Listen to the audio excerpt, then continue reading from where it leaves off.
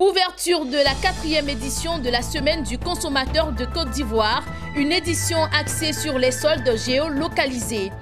Deuxième édition du Salon de l'immobilier, la Banque de l'Habitat de Côte d'Ivoire, BHCI, marque le coup. Le détail tout de suite avec notre équipe de reportage dans cette édition.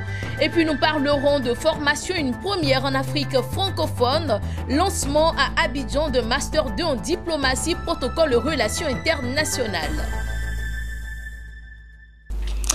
Bonsoir à tous, mesdames, messieurs, bienvenue dans cette édition. Il s'est tenu ce samedi à Abidjan la 4e édition de la Semaine du consommateur. Soldes géolocalisés, c'est le thème qui a animé cette rencontre. Elle a pour objectif de rappeler aux consommateurs et aux opérateurs économiques les périodes propices des soldes. Elle est initiée par l'Union fédérale des consommateurs de Côte d'Ivoire. Le reportage de Fatitima Traoré, Jean-Charles Sibahi et Lignon Gilbert. C'est un moment toujours attendu par les consommateurs de Côte d'Ivoire. Cette année, la Semaine du consommateur va couvrir la période du 10 au 31 mars 2019. L'information est du président de l'Union fédérale des consommateurs de Côte d'Ivoire, Jean-Baptiste Okofi.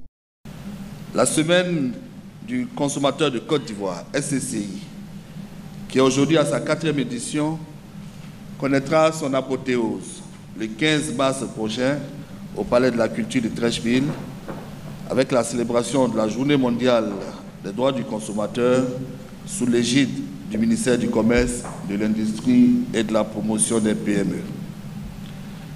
La SCCI 2019 sera meublée du 12 au 14 mars prochain par les universités de la consommation avec des communications, des conseils, des concours, des informations, ici même à la CGC, mais également et surtout du 10 au 31 mars par les soldes géolocalisés dont le lancement officiel nous réunit ici ce samedi 9 mars 2019.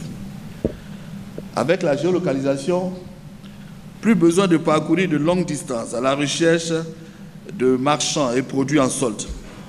À l'aide du téléphone portable, la possibilité est offerte aux consommateurs de voir les marchands les plus proches de lui, de consulter la liste des produits en solde, de vérifier et s'assurer de l'effectivité des soldes avec l'affichage des prix avant et après solde.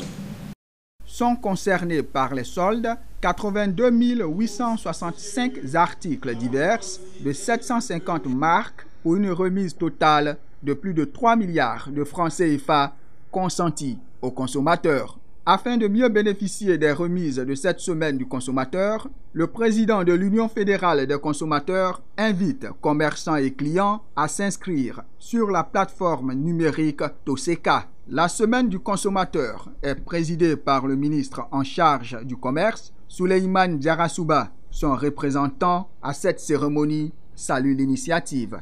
Cette initiative est salutaire, elle représente une solution technologique vraiment appropriée et elle est bénéfique à tout point de vue pour le consommateur parce que nous nous inscrivons dans une dynamique de lutte contre la cherté de la vie et tout ce qui va dans l'accompagnement de faciliter les déplacements aux consommateurs, de permettre de respecter ses droits, de protéger ses droits, de garantir ses intérêts est bienvenu pour la population.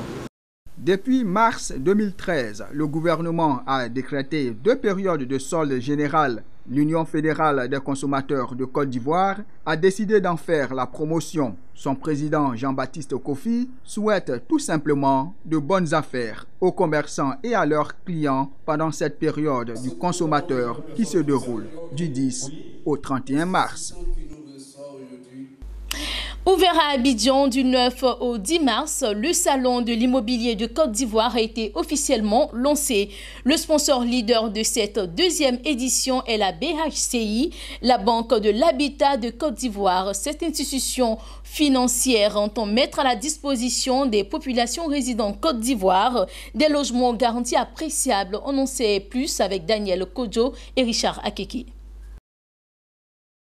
Nous sommes au Salon de l'immobilier de Côte d'Ivoire, au Sofitel Hôtel Ivoire d'Abidjan. Cet espace de rencontre d'acquéreurs et investisseurs est une plateforme idoine pour la BHCI, la Banque de l'Habitat de Côte d'Ivoire, sponsor leader de cette deuxième édition. Au cours de ce salon, la BHCI a présenté un éventail de produits variés afin d'apporter des solutions adaptées aux problèmes de logement que connaissent les habitants de la Côte d'Ivoire. La question du logement est une question centrale pour les populations. La question du logement fait partie des priorités des populations.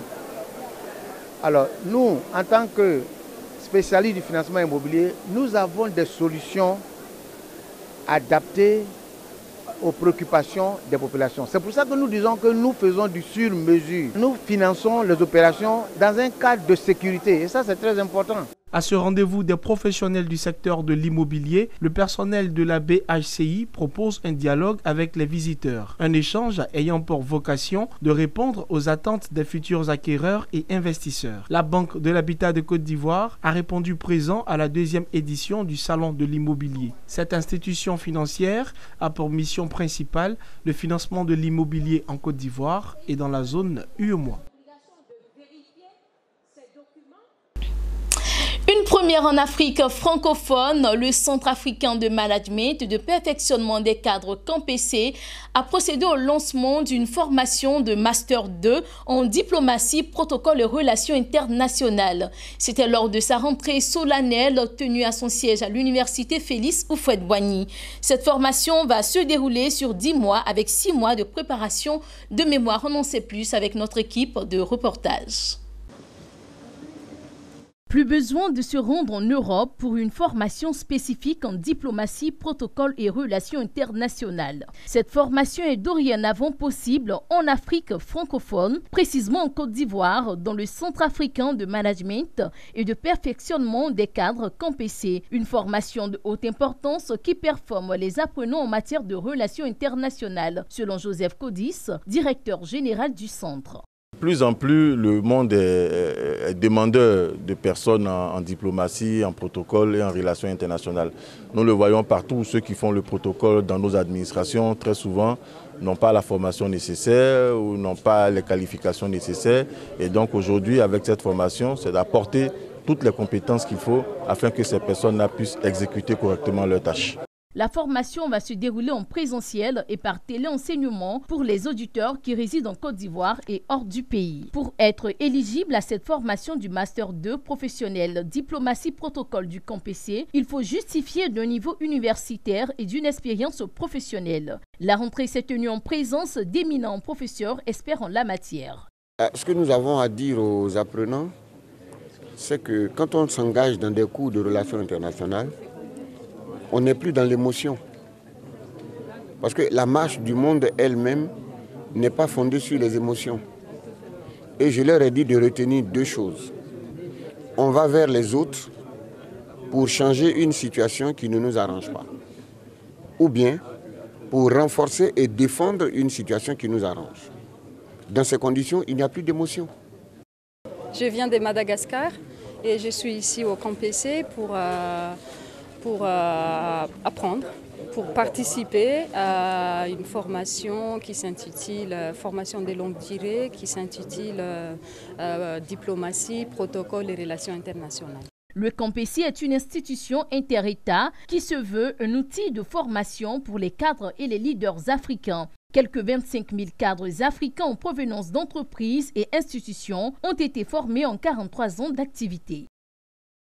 L'ONG Lead Côte d'Ivoire, entendez Leadership et Développement Côte d'Ivoire, a procédé au lancement officiel de ses activités ce samedi à Abidjan. S'unir et bâtir la cohésion et le développement durable entre les acteurs et leaders de Côte d'Ivoire, telle est la vision de cette organisation non gouvernementale. Daniel Kodjo et Richard Akeke nous donnent plus de détails sur cette rencontre. L'ONG LEADSI, Leadership et Développement Côte d'Ivoire, regroupe en son sein des jeunes leaders de divers horizons, confessions religieuses confondues, partageant la même vision. celle d'impulser et favoriser l'unité d'une nation ivoirienne dynamique et travailleuse. Un travail axé sur le développement et la création de richesses. L'ONG LIDSI rentre désormais en action à travers le lancement officiel de ses activités. Alors ce que la population ivoirienne doit retenir, c'est que désormais, ils verront dans la Côte d'Ivoire que les leaders ont pris conscience qu'il faut se mettre ensemble, pas l'un contre l'autre, mais véritablement ensemble pour construire notre pays. Et c'est à ce prix-là qu'on pourra atteindre le développement qu'on dit durable. Nous avons donc pris conscience qu'il faut retrouver chez l'autre des qualités, pas seulement des défauts, des qualités qu'il faut mettre ensemble.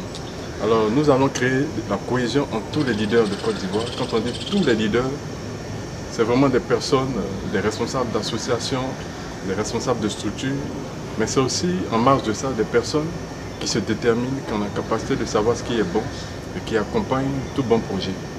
Pour faire bénéficier à la population ivoirienne un développement durable, l'ONG LIDSI invite tous les leaders de Côte d'Ivoire à s'unir pour contribuer à l'émergence du pays. D'autant plus que pour cette ONG, toute personne est leader. Et pour elle, il est primordial de se donner la main, partageant des idées innovatrices pour le développement de la Côte d'Ivoire.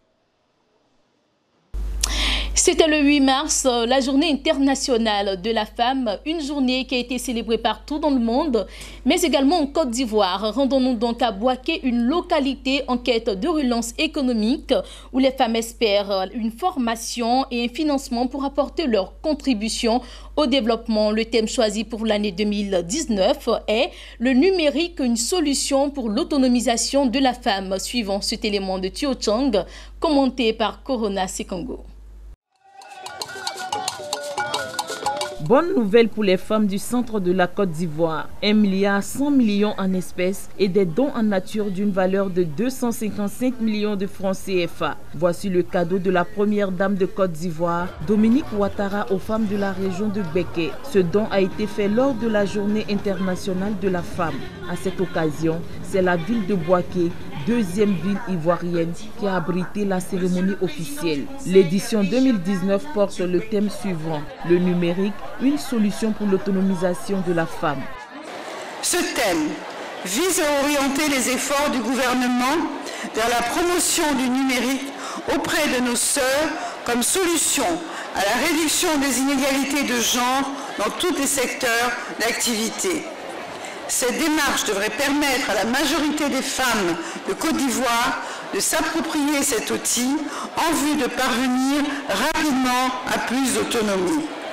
La première dame de Côte d'Ivoire, Dominique Ouattara, s'est faite accompagner par la présidente de l'ONG Servir, Henriette Konan-Bédier, et plusieurs femmes de diplomates et ambassadeurs. Au cours de cette cérémonie, quelques femmes ont également été honorées en vertu de leurs compétences dans le privé et dans l'humanitaire. Le résultat de la mobilisation démontre de la joie des populations qui attendaient une telle activité. La formation était également au centre des messages délivrés au cours de cette journée.